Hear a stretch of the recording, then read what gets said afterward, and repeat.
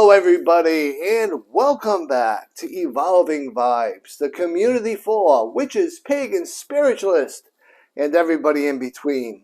So thanks for coming back. I'm so glad to have you. And we are approaching 900 subscribers in our community. 900. I never thought I would actually see that, let alone actually be 5 subscribers away from it. So to begin with, if you're new on the channel and you haven't done so already, please be sure to hit that subscribe button, hit that notification button, and hit all on that so you'll get notified every time I drop new content down. So for today, what I wanted to do was piggyback on my last video. And what I thought I would do today is go over some different things that you can do to infuse magic in your daily life. So for today, we're going to be talking about different type of magical hacks you can place into your daily life for 2022. And I've got my notebook here, so if you see me glancing down here and there, that's basically why I'm doing it. I have it in front of me, and it just sort of helps me stay on track, because if not, I can ramble. So first and foremost, what I like to do when I talk about a day, 24 hours, right? It's a cycle. What I always remind people of in my spiritual counseling practice and in general is the fact that each 24 hours that we're in, you should think of like a movie production. And guess what? You're the director. You get to choose exactly how each scene in that movie plays out. What's going to be the desired outcome, how you want it to flow, every aspect of it, because you are not only the director, you're also its main star and main character. So that being said, a 24-hour segment of time is broken down into moments, right? Each moment makes up minutes, each minutes make up hours, each hour makes up that 24 hours inside of that day. So I always say, and people that know me personally will vouch for this, I always say, live in the moment. Take each moment as a scene inside of that movie. And we get to choose how each scene plays out. That's why when I talk about reacting versus responding, it's literally talking about scenes. If you react in a scene, it's going to be explosive, it's going to be energetic, and it's probably not going to flow the way you want it to flow. However, if you take a step back and you react, I should say you respond versus react, that's going to make a giant form of difference. So at the end of each scene that we've actually placed together, that we've actually directed, that we've actually worked on the outcome for that scene, will turn into minutes, right? Because it's moments turning into minutes. If we do that consistently throughout our day, we are going to be the designers and the directors for our whole day. Therefore, we're not going to be saying, oh, I had a bad day, which is disempowering. It means that you allowed someone else to have influence over your energy as well as your day. So all of that being said, let's talk about some of the things that we can do from a life hack standpoint to empower us and empower our day. Number one, you've heard me say this before on many different videos, and I'm a strong, firm believer of it, is meditation. If you practice meditation, it will change your whole day. Now, when we think of meditations, or when most people think of meditation, they're thinking about, I gotta sit there, I gotta do and I've gotta stay silent and still for 20, 30, 45 minutes. That's not the case. That's not the case at all. For meditation, you can actually focus your energy at any given moment in time for as long as you want or as long as you have. But meditation is definitely important for grounding, definitely important for your mental health, definitely important for focusing on exactly what you want and for so many other reasons. Now, how long can we meditate for at any given time? As I said, as long as you want. You can literally sit there and meditate for 3 to 5 minutes throughout your day. And that's generally what I like to do. I do longer meditations, of course, when I have the opportunity and the time to do so. However, throughout my day, you would catch me if you followed me around for 24 hours, taking time out for myself and meditating for 3, 5, 10 minutes, depending on what I had. Remember, it doesn't have to be elaborate. You don't have to have a lot of preparation. All you need is you and your will to take a time out, to recharge yourself, to meditate, to relax, to get over whatever it might be that you need to get over in that time. And again, you can do it as often as you want throughout your day.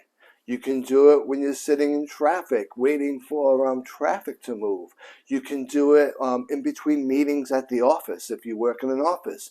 I do it in between readings. I do it in between whatever process I might be going into throughout that day.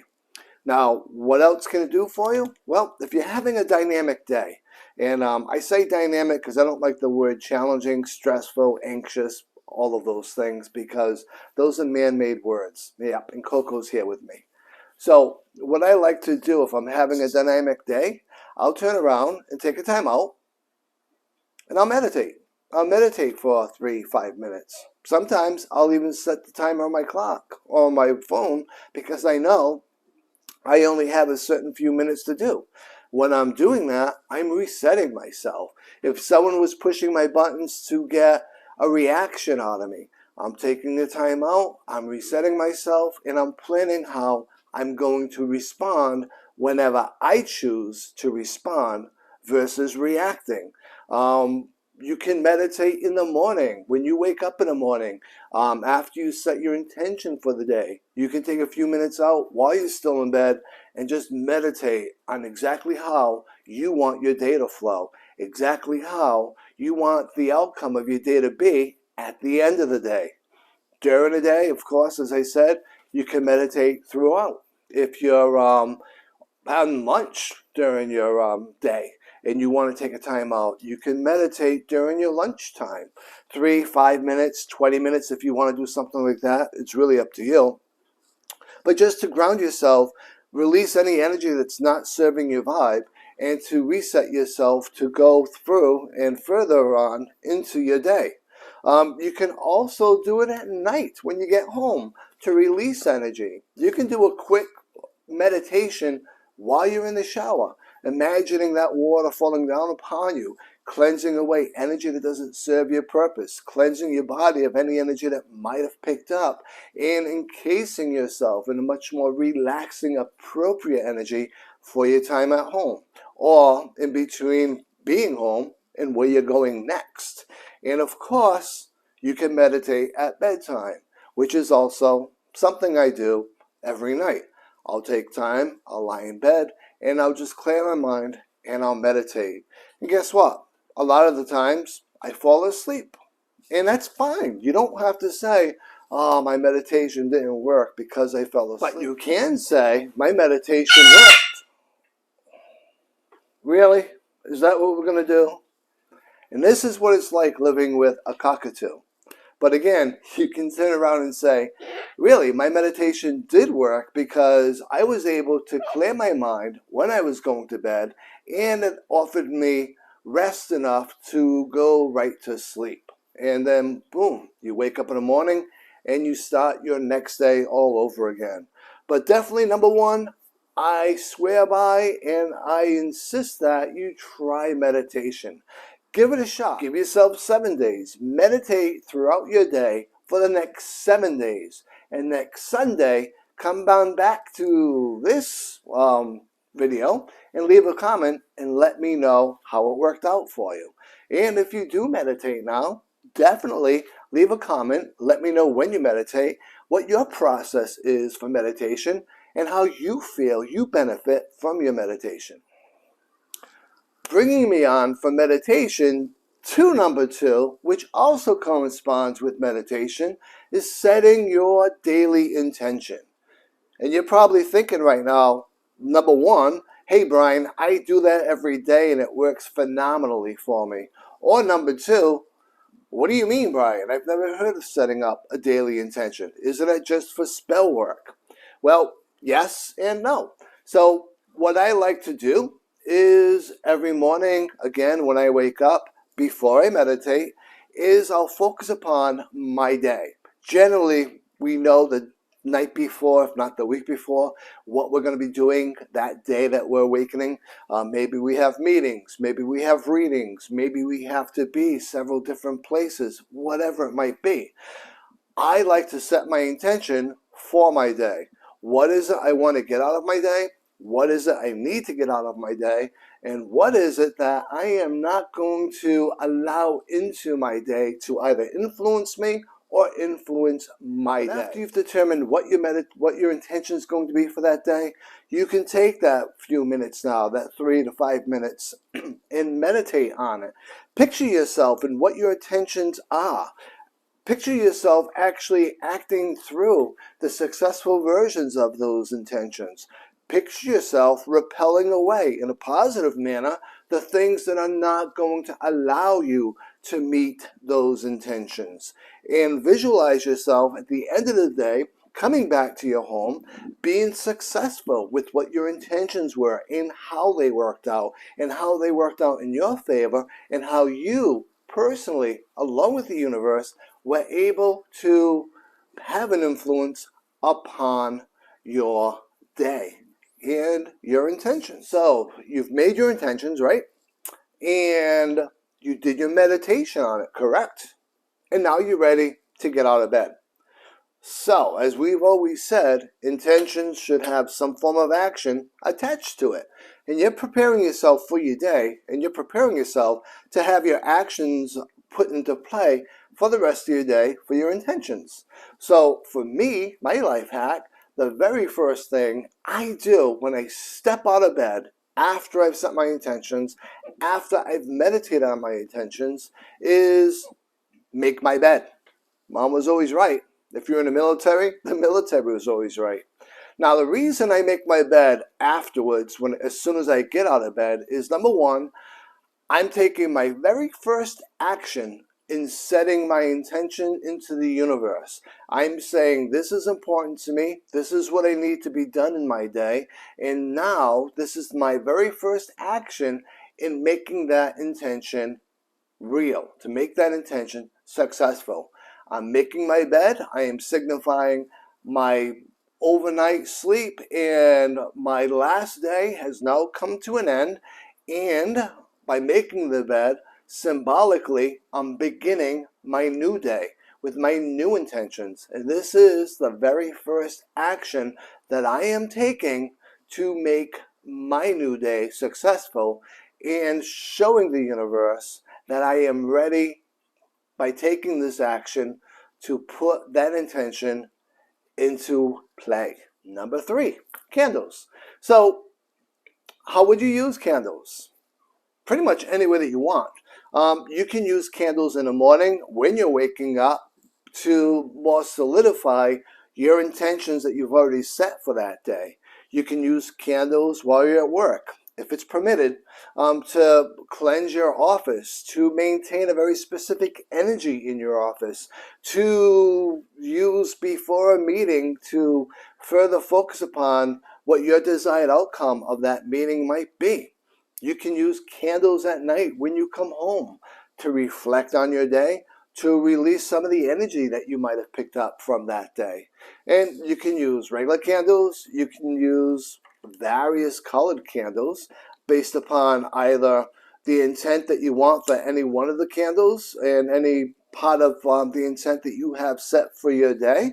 You can use very small candles such as these with little sparkles in them. They're birthday candles, and I do like using these because number one, they come in a lot of different colors, so if I do want to use a corresponding color for something that I'm working on, then I have these smaller candles. And number two, they burn out much more quickly, so I don't have to leave a candle unattended, which you should never do, and I don't have to waste half my day watching a candle burn after I've set my intention, right? Now, when we do candle work, or when I do candle work anyway, it's most important, obviously, not to leave it unattended. I don't know about you, but my pets can tend to like walking around or walking through the flames, so I always make sure that I'm by the candles when I'm working with it, because I don't want to catch my cats on fire. And you heard my cockatoo, Coco. It's most important, if you do have a bird, to understand that most scented candles, most diffusers, anything like that, are very toxic to birds. So that being said, I won't use scented candles around Coco or any room that she might be in or near. The other aspect of candle magic is it's always most important to snuff the candle out versus blow the candle out. So I do have a candle snuffer, but it's way on the other side of my altar, so I'm not going to grab it. But I'll put a candle snuffer on to snuff out the flame if I'm not allowing it to burn out. Or I'll simply wet my fingers and snuff out the flame by touching the wick relatively quickly so I don't burn myself. But blowing candles out is not a strong practice to be in for a couple of reasons. Number one, you can get candle wax everywhere, and that really does get messy. And number two, depending upon the path that you follow, depending upon the book that you've read, they'll actually say blowing a candle out can actually have influence in an untoward way about the intentions that you're putting into the universe. So you do candle magic the way you want to do candle magic. Just make sure that you're actually doing it safely. So we talked about intentions, we talked about meditation, we talked about candles and candle magic. So let us talk now a little bit about herbs. I personally love working with herbs. I do a lot with herbs. I'll put them inside of my little essential oils like you see here. I've got rosemary inside of this anointing oil that I've made. But obviously, I put them in food. I'll sprinkle them in a food with whatever intention that I might have with that meal that I'm actually creating. In the morning, I may take herbs from my herbal area, and I may take very specific ones and put it inside of a mojo bag with some crystals or some stones and carry it around for that day to help empower the intentions that I've set for my day. More simplistically, and a lot neater, when I'm getting ready to light my candle that morning or whenever it's going to be after I've set my intention, I'll take very specific herbs that correspond with the intention that I'm setting and sprinkle it around the candle. Sometimes I'll just dress the candle with some anointing oil and sprinkle it on the candle itself. You can bring a little bit to work with you, and if you do and are allowed to have a candle at work, you can take some of the herbs that correspond with the intentions for the day and sprinkle it right inside the candle before you light it, or around the table before you do anything else that day. So you can do a lot with herbs. I also sprinkle them around the house in various areas, a lot of times in four corners of a room, depending upon the intention and the magical work that I'm doing. I definitely spread them around my doorways and my entrances, and I may even spread around rooms that I'm in when I'm at work to offer protection or for whatever intention I might be creating for myself. And as I said, you can carry it. You can also sprinkle it around people if necessary. So herbal magic is huge important, and there's so much that you can do with it. And I think personally, it's one of the more overlooked forms of magic for daily use. Let us talk a little about our next, which is scents. And I use scents for a lot of different things. I love fragrances. I actually use them in all of my anointing oils, as well as any soaps that I'm making and any candles that I might be making. This is just a small portion of all the scented essential oils that I actually have. I've got a ton of essential oils right now, all out basking in the moonlight from last night, the sunlight today, and I'm going to be using them for my full moon rituals as well as my full moon crafts for tonight. Some of the most common ways of using scents is essential oils, right? You can actually anoint yourself throughout your day, anoint your third eye to help you with divination.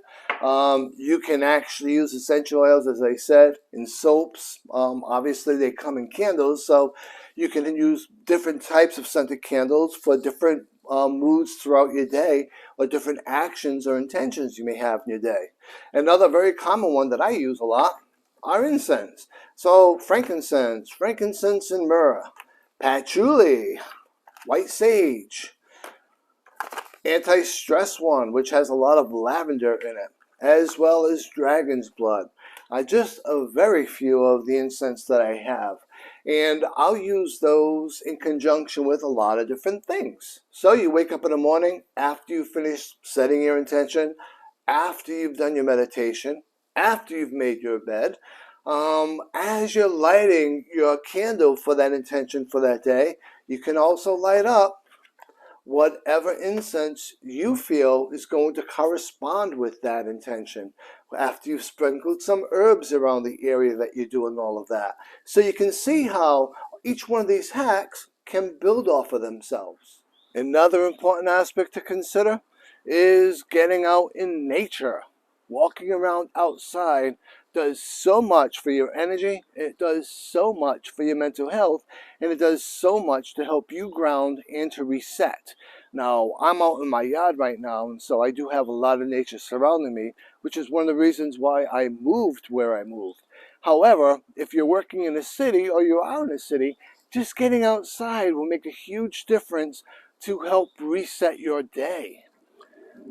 If you're having a challenging day, one of the things you can do is get yourself near a tree. Touch that tree. Visualize the energy that you need coming out of that tree. Maybe it's wisdom, maybe it's strength, maybe it's composure. But allow yourself to take that energy from that tree and visualize whatever energy is no longer serving your vibe being placed or being absorbed by the tree and being sent to earth. If you have the opportunity of taking your shoes off, allow yourself to let your bare feet touch the earth, absorbing the energy that no longer serves your vibe, and collecting that grounding, strengthening energy from the earth that you may need. Another thing to consider is on a piece of tree bark that may be on the ground that you find, or on a branch that you find on the ground. Writing a sigil on it, being mindful of what you need in that moment, or what desired outcome you're looking at, perhaps even writing down your intent on it, and then just letting it go into nature to take effect, into the universe to take effect, right?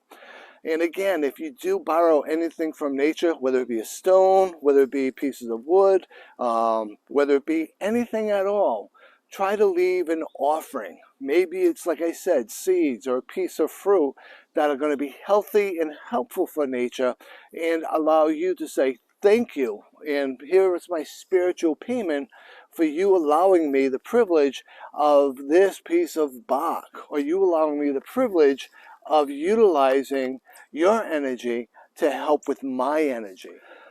So with nature, as we said, you can walk barefoot and ground. You can hug a tree, touch a tree to help ground and release energy. And you can simply just be standing outside if you're in a city type environment, absorbing the rays of the sun or the energy of the sun. And imagine that doing whatever desired effect that you want. Maybe it's protection, maybe it's cleansing, maybe it's releasing energy. If you need a quick cleansing, walk outside and picture the wind blowing past you, pushing away energy that no longer serves your vibe, allowing you protection, allowing you armament for the rest of your day. Walking around in the rain is also very important and very helpful. You can allow that rain to fall upon you, cleansing and washing away energy that no longer serves you, and allowing you to receive exactly what you need to get it through the rest of your day until you arrive back at your home base. Bringing us to number 7 is creating or focusing upon your sacred space or your witchy space, whatever you want to call it. But certainly, if you're a practitioner as a pagan, as a Wiccan, as a witch, you have one very specific area in your house, if not a lot of areas in your house, that have a very specific witchy vibe. And that's a healthy thing, and that's a good thing, and it's one of the things that we love doing as witches, as pagans, as Wiccans. So that being said, whatever area you have set up, or what area you're looking to set up, make it sacred. Always remember, it's not sacred until we say it's sacred. So you can see, it doesn't have to be elaborate. You just need certain little areas or certain little charms or little trinkets here and there to help remind you of your magical self, to help keep you grounded and attached to the universe, and basically just to help empower you. It's all about what vibes with you, that offers you empowerment, that offers you that witchy vibe or that witchy aesthetic, which helps you grow. I also have my rings that to me are very magical, and I actually anoint and empower with every full moon. And so there's a lot of different ways of doing it, as you can probably guess. You find you, but let me know in the comments what kind of work that you do, what kind of witchy aesthetics that you have and that you use in order to give you that sacred vibe, that universe connection, whatever you want to call it. Bringing us to number 8 is sigils. We can use sigils anytime we want throughout our day for whatever reason we want them for. Now, people get all nervous with sigils, like, I don't know how to make a sigil, I don't know what includes into a sigil, and quite honestly, why put all that pressure and stress on yourself? You really don't have to. Number one, you can create a sigil on the fly by just doing a doodle and saying, this doodle, this shape, this drawing that I'm making right now is going to be very simple. Maybe it's only like 3 or 4 or 5 lines connected. However, it's going to be symbolic of this magic, of this intent that I want. You can make sigils in everything and anything. I've told you before, like when I'm making tea or coffee, I always stir to the right to draw in what I want, and I stir to the left to push away what I don't want. At the very end of each time I do that, I draw a sigil of a pentacle inside of the coffee in order to symbolically demonstrate that that potion is done, that I'm sending that intention out into the universe, and that I'm now ready to ingest the magical potion that I just made. So this is my page of sigils, and this sigil right here is to send energy back and not allow it to cross-reference back to you. And if you notice, it literally is just a bunch of arrows to confuse energy that's not ours to send it away from us. This sigil right here is one that I use most commonly for protection, and I use that quite a lot as well. I put that on my car if I'm going on a journey. I'll do a lot of different things with it. But you can see how very simple it actually is. A little bit further down, this sigil is basically to have a good day. Exactly what we're talking about. Setting it up so we can have a good day. And you can do that very simply in your coffee in the morning. You can do a lot of different things with it. This I use quite a lot throughout my day. That's my sigil to fuck off. And I'll use that when people are around me that may be annoying me.